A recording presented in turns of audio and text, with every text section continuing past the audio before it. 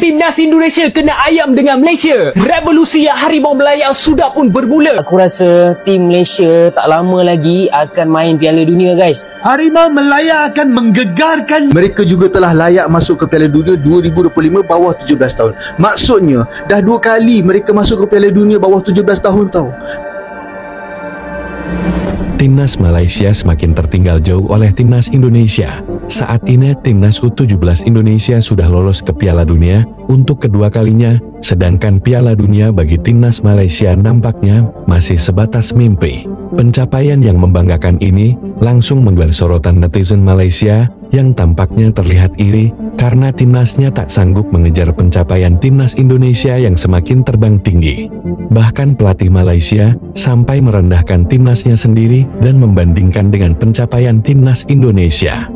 Aku rasa tim Malaysia tak lama lagi akan main Piala Dunia, guys. Harimau Melaya akan menggegarkan New Zealand esok. Ada 8 orang pemain warisan, geng. 4 pemain di dalam fasa yang terakhir hanya tinggal kelulusan daripada kerajaan Malaysia. Jangan ketar-ketir, ini pemain warisan baru Harimau Melaya. Sudah official, guys. Detik yang ditunggukan oleh fans Harimau Melaya dan juga jiran serumpun. Silap-silap kita ni akan ke Piala Dunia tak lama lagi.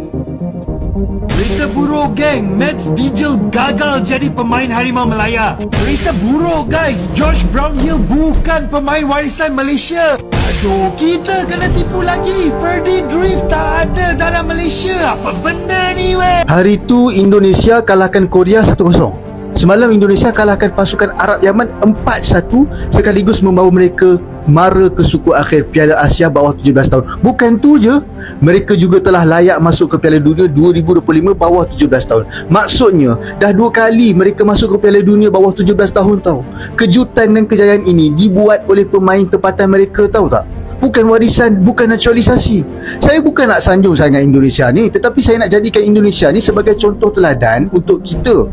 Kerana pemain-pemain tempatan Indonesia yang sekarang ni bakal mengisi skuad utama kebangsaan mereka kelak. Lagi kuat jadinya.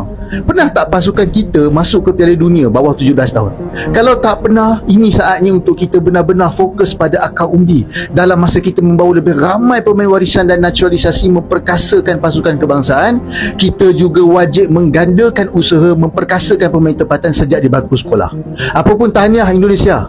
Diejek sama negara tetangga pendek, Timnas U17 Indonesia buktikan langsung lolos ke Piala Dunia 2025. Enggak, kalian gak salah dengar. Awalnya Timnas U17 kita tuh sempat dinyinyirin sama media sebelah pas AFC ngerilis data tinggi badan rata-rata dari pemain U17 Piala Asia 2025. Padahal tinggi doang bukan berarti akan selalu menang, cuy. Gak pakai banyak bacot, Timnas Indonesia langsung buktikan kalau Garuda Muda itu bisa terbang menuju Piala Dunia, langsung lolos di kualifikasi. Bahkan faktanya di Timnas Indonesia jadi yang pertama di Asia Tenggara yang lolos duluan ke Piala Dunia 2025. Yang mana di Asia sendiri tuh masih baru ada 4, yaitu Qatar sebagai tuan rumah, Arab Saudi, Uzbekistan, dan juga Indonesia. Dan menariknya Coach Nova Arianto tuh juga menjadi pelatih pertama yang berhasil meloloskan Indonesia ke Piala Dunia lewat babak kualifikasi. Jadi udah bukan jalur tuan rumah tapi kualifikasi, bos. Makanya buruan ketik 1 kalau kalian bangga sama Timnas Indonesia. Nyala Timnas Indonesia lolos ke Piala Dunia. Apa benda ni, weh? Untuk sobat yang belum tahu, Garuda Muda telah bantai Yaman 4-1 dan dipastikan akan berlaga di ajang Piala Dunia bawah 17 tahun akhir tahun ini. Sekali lagi Abah menonton pertandingan itu dan kali ini sangat luar biasa permainan timnas. Anak asuh Nova Arianto memasuki pertandingan dalam mod membantai. Sejak minit pertama, timnas gencar melakukan serangan hingga berhasil mencetak 2 gol yang dianulir karena offside. Area sayap kiri kerap menjadi duri dalam daging pertahanan Yaman. Garuda Muda membuka keunggulan pada minit ke-15 melalui tendangan roket Zahabi Goli yang menggetarkan gawang Yaman. Ini jelas merupakan gol tercantik di babak kualifikasi. Bahkan abang turun berteriak kaget. 10 minit kemudian, Fadli Alberto melakukan sundalan naluriah untuk mencetak gol kedua Indonesia. Di awal babak kedua, Putu Panji melakukan kesalahan dengan menghadiahkan penalti penalti kepada Yaman untuk gol pertama mereka. Gol itu menyemangati Yaman dan mereka menyerang dengan gencar, tetapi Ghaffar Al-Qasimi memastikan tidak ada lagi kebobolan.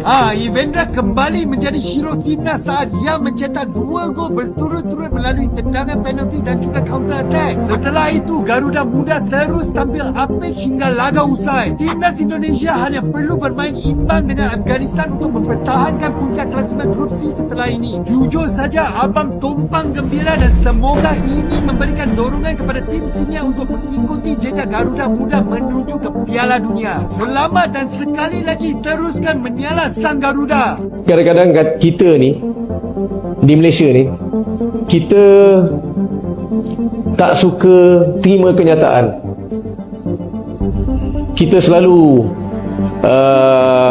we have this hallucinasi di mana kita lebih baik daripada semua orang.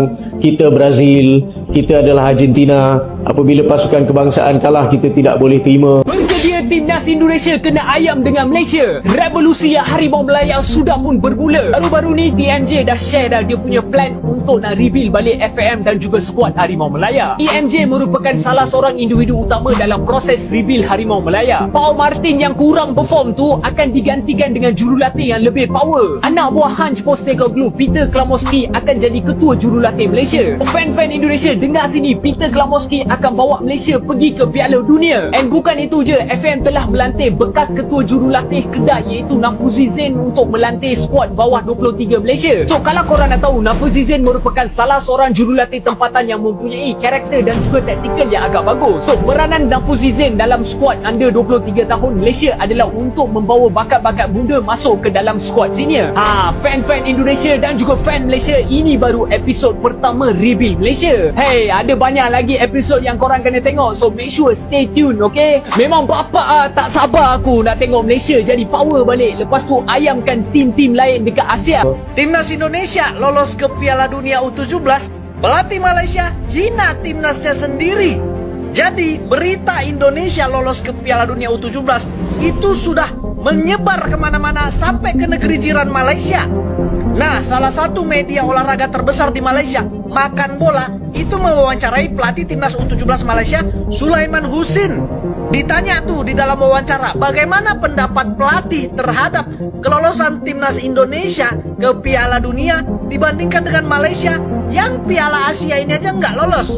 Sulaiman Husin menjawab, seperti inilah jawabannya ya. Kita masih di sini, tahan bola naik sampai ke hidung.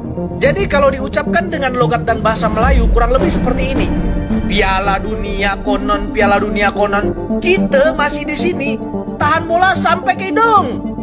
Ya, Sulaiman Husin menyampaikan hal itu bukan tanpa alasan ya. Sepertinya Malaysia memang hanya jago di Asia Tenggara.